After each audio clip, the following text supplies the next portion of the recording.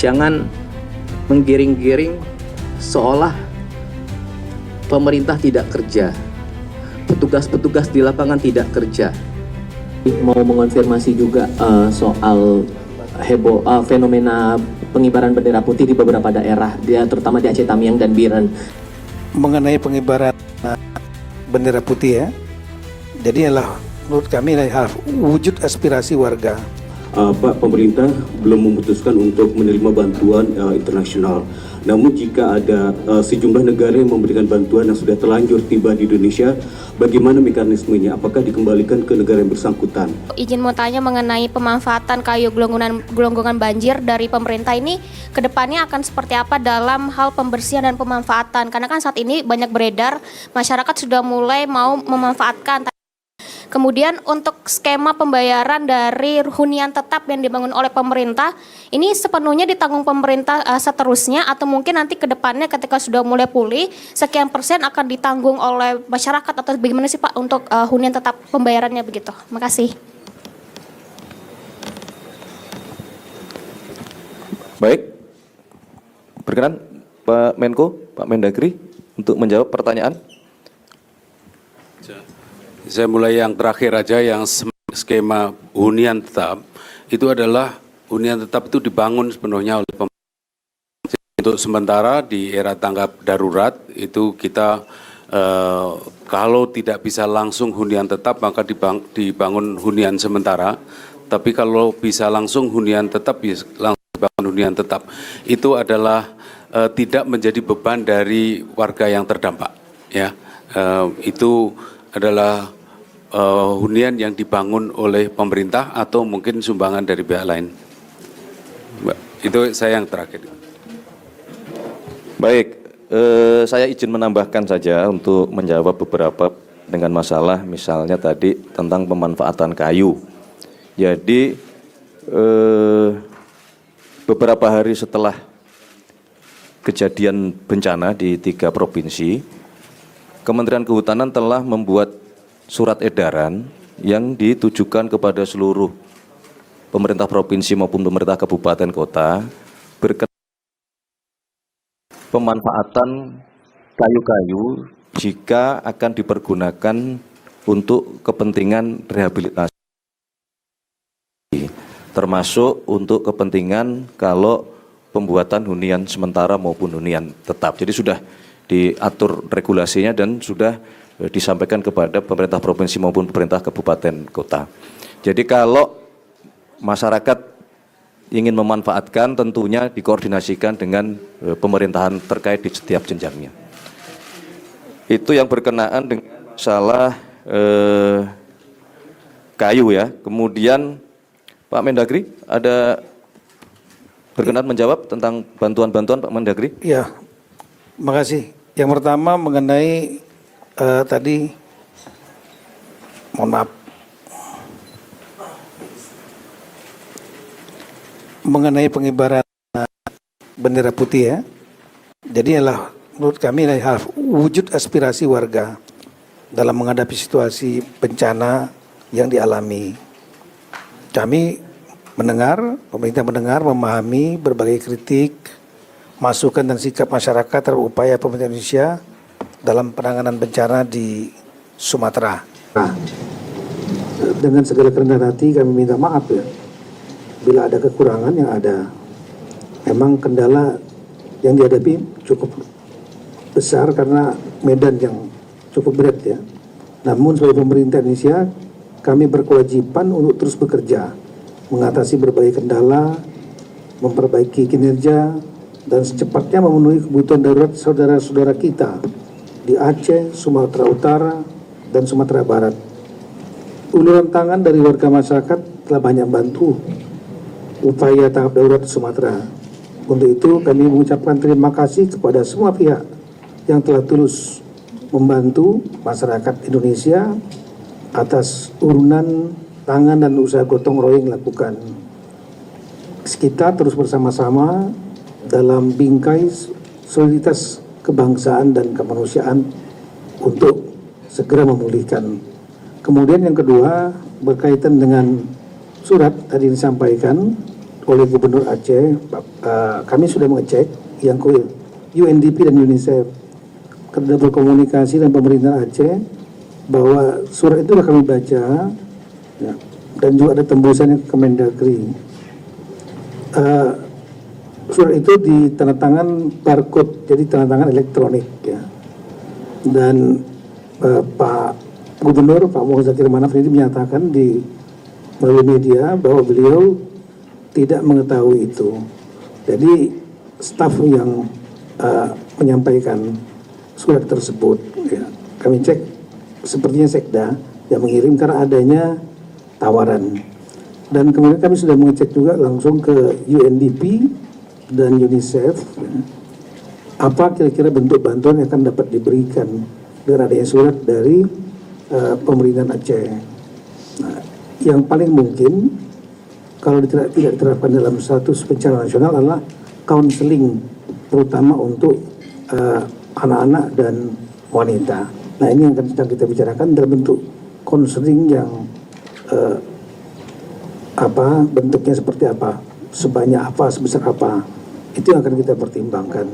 Tapi itu kira-kira komunikasi sudah kami lakukan baik dengan pemerintahan Aceh maupun dengan UNDP dan UNICEF. Kemudian berkaitan dengan tadi ada bantuan dari United Arab Emirates, kami langsung berhubungan dengan Duta Besar United Arab Emirates yang menyampaikan kepada kami tadi malam bahwa yang diberikan itulah bantuan 30 ton berasal bukan dari pemerintahan United Arab Emirates, tapi dari Red Crescent, jadi bulan sabit merah ya, semacam PMI itu, bulan sabit merah di United Arab Emirates. Jadi non-government organization. Berasnya sudah dikirim, saat itu akan diserahkan kepada wali kota Medan, Pak Riko. Namun kemudian Pak Riko menyampaikan belum ada kejelasan mengenai mekanisme penerimaan dari internasional. Dipikir oleh Pak wali kota inilah dari pemerintah, government to government, yang belum ada mekanismenya, sehingga kemudian beras ini diserahkan kepada atas kesepakatan, kemudian diserahkan kepada Muhammadiyah Medical Center. Dalam rangka bencana ini Muhammadiyah membuat suatu center untuk kemanusiaan di Medan, dan itu beras ini sekarang sudah ada di tangan Muhammadiyah, dan nanti Muhammadiyah yang akan membagikan kepada masyarakat. Demikian. Terima kasih. Baik, ada tambahan dari Bapak Kapolri, dipersilakan. Terima kasih. Yang terhormat rekan-rekan media, tadi seperti disampaikan bahwa dari Kompas terkait dengan kebutuhan air bersih ya, khususnya di Tamiang, ini juga menjadi perhatian Bapak Presiden. Oleh karena itu tadi sudah kita sampaikan bahwa khusus Tamiang kami mempersiapkan untuk membangun fasilitas sumur bor di 209 kabupaten. Namun demikian bisa lebih karena saat ini anggota-anggota kita terus melakukan penelusuran di wilayah mana saja yang masih membutuhkan air bersih. Kita memahami memang air bersih menjadi salah satu kebutuhan yang sangat mendasar karena digunakan untuk berbagai macam kebutuhan, baik mulai dari air minum, mencegah mulai munculnya hal-hal yang mungkin bisa menimbulkan penyakit kulit. Ini menjadi perhatian Bapak Presiden dan kita diminta untuk terus mencari titik-titik mana yang membutuhkan air bersih, dan tentunya apa yang disampaikan oleh rekan-rekan media, kita semua akan bekerja keras untuk menindaklanjuti hal tersebut. Kami kira cukup ya, semua pertanyaan sudah dijawab. Ada penutup? Atau ada yang mau disampaikan? Persilakan. Ini masih live ini? Masih? Oke.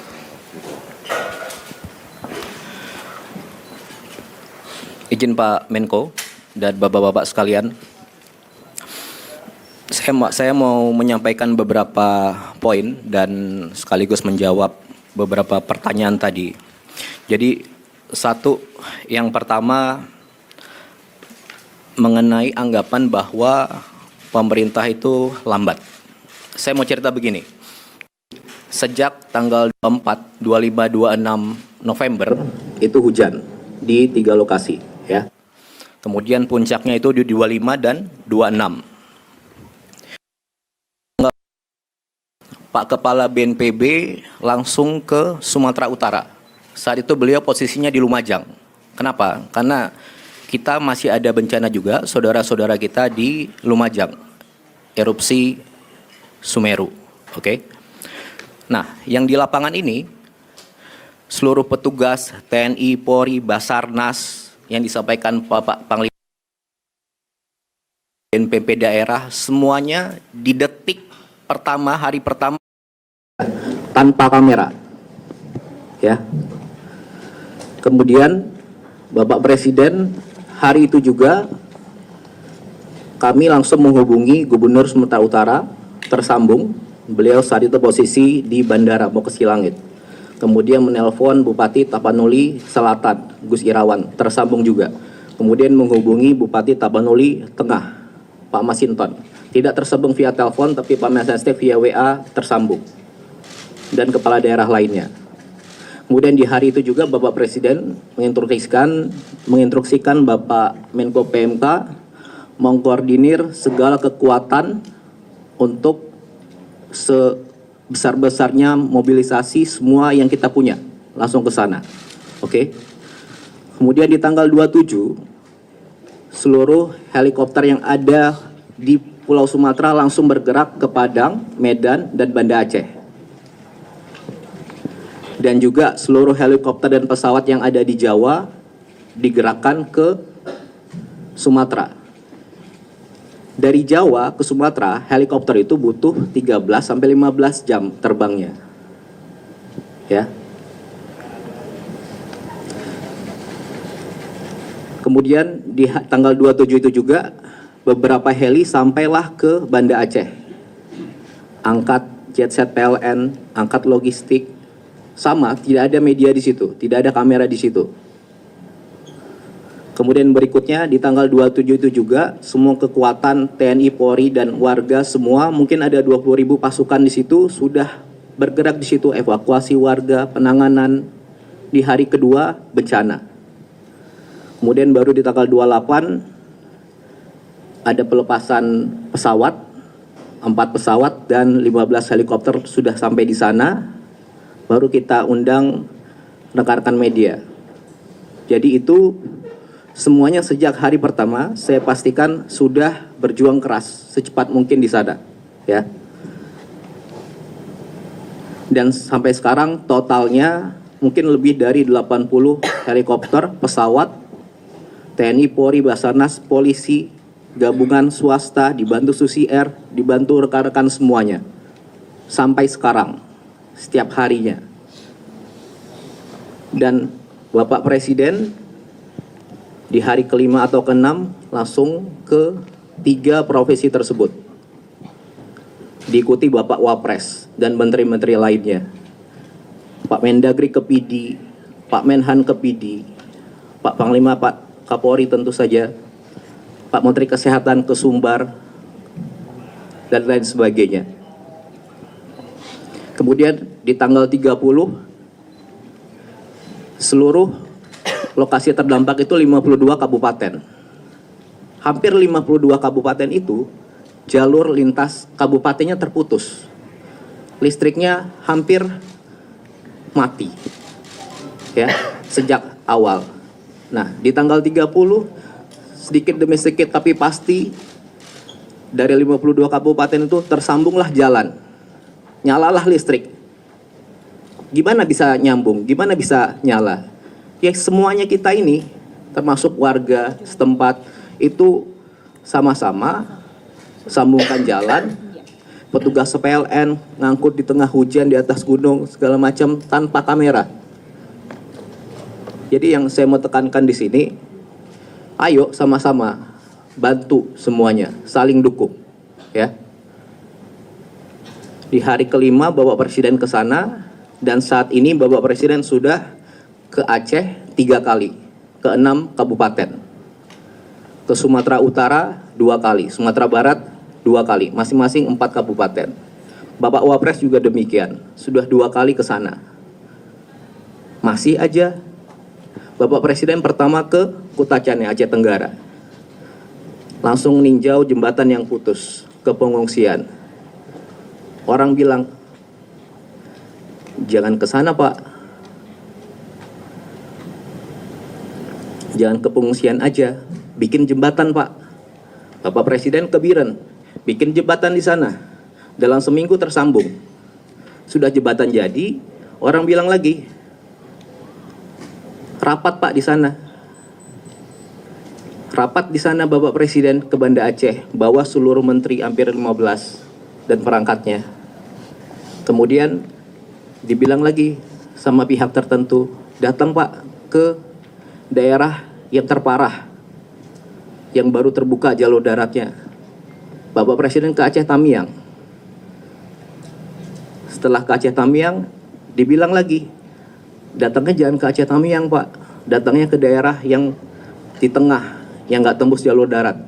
Bapak Presiden datang lagi ke Kabupaten Benar Meriah sama Aceh Tengah, ke Takengon. Nah, jadi yang saya mau sampaikan di sini, sejak hari pertama, detik pertama, pemerintah beserta warga itu sudah sama-sama berjuang keras mengevakuasi warga dan gimana caranya ini segera pulih. Itu yang pertama. Kemudian yang kedua, masih ada pihak-pihak yang terus saja membahas status bencana nasional. Jadi gini, bencana ini ada di 3 provinsi. Ketiganya terdampak.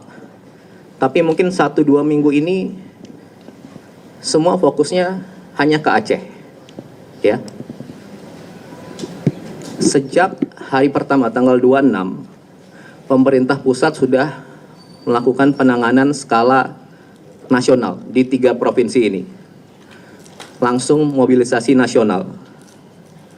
Mari kita fokus ke substansinya. Sudah ada 50 lebih pasukan di sana, TNI, Polri, 50.000 lebih pasukan di sana, TNI, Polri, Basarnas, dan relawan-relawan banyak sekali. Di seminggu pertama ada 26.000 seperti Pak Kasat bilang saat awal-awal dari yang sudah ada di sana.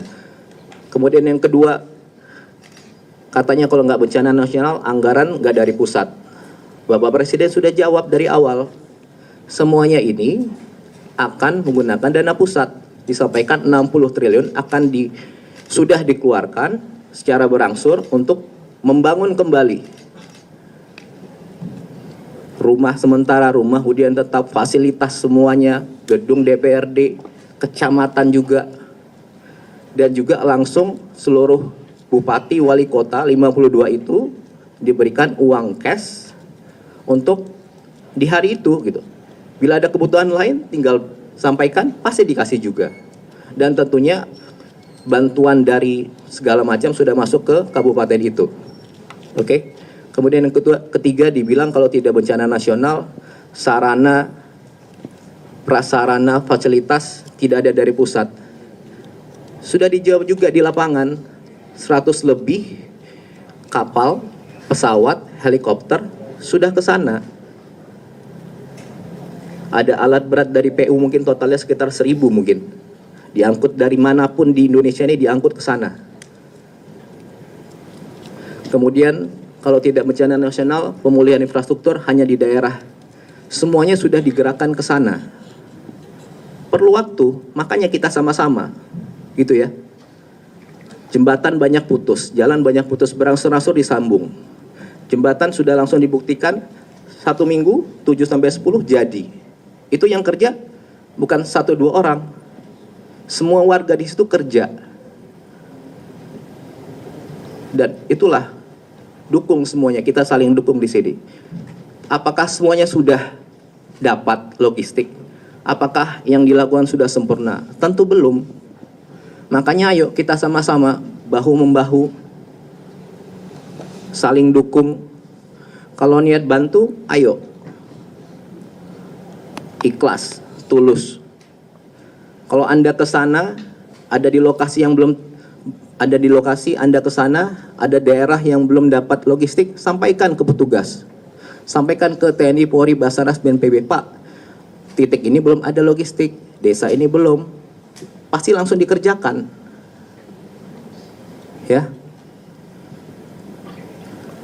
Bisa Anda sampaikan ke bupati, semua bupati, kepala daerah, gubernur, bupati, wakil, wali kota, wakil dan pegawainya, semua di sana bisa dijangkau, bisa dihubungi, dan aparat-aparat di sana bekerja semua. Kalau ada yang kurang, Anda sampaikan. Pasti langsung secepat mungkin gimana caranya itu nyampai. Itu yang kedua.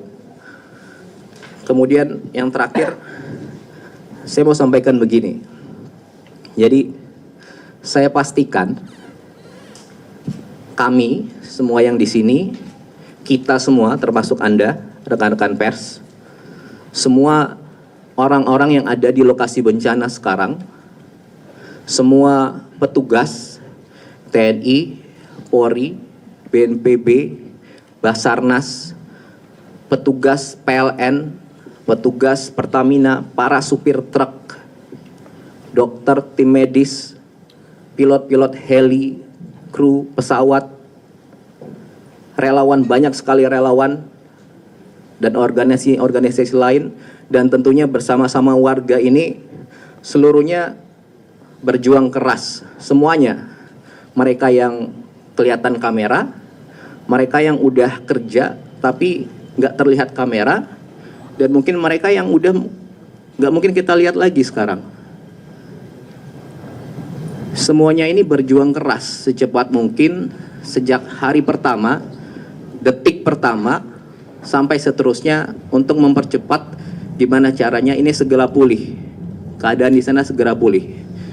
Jadi kalau ada di antara saudara-saudara yang dianugerahkan Tuhan punya pengaruh, entah itu kecil atau besar, dan punya kemampuan untuk berbicara panjang lebar, gunakanlah dengan bijak. Bukan sebaliknya, memperumit. Sampaikan pernyataan dan pertanyaan yang bijak. Jangan menggiring-giring seolah pemerintah tidak kerja. Petugas-petugas di lapangan tidak kerja. Di sini semua butuh kerjasama, kekompakan, energi positif. Banyak kok yang datang, betul-betul niat bantu, sampaikan ke petugas, Pak di sana kurang, di sini kurang. Ayo kita sama-sama Pak, saya ada ini, kayak gitu. Kalau niat bantu, ayo sama-sama. Hibur warga, timbulkan optimisme, bikin ketawa, timbulkan senyum, timbulkan keyakinan. Oke? Saya rasa itu. Sekali lagi, ayo kita saling bantu, saling jaga, saling dukung, sebarkan energi positif. Ya, terima kasih. Assalamualaikum warahmatullahi wabarakatuh. Waalaikumsalam. Terima kasih. Seskap, Pak Menko ada penutup? Cukup ya? Terima kasih teman-teman media sekalian. Demikian konferensi pers pada siang hari ini. Sekali lagi kita berharap supaya keadaan di Provinsi Aceh, Sumatera Utara maupun di Sumatera Barat dapat segera pulih seperti sedia kala.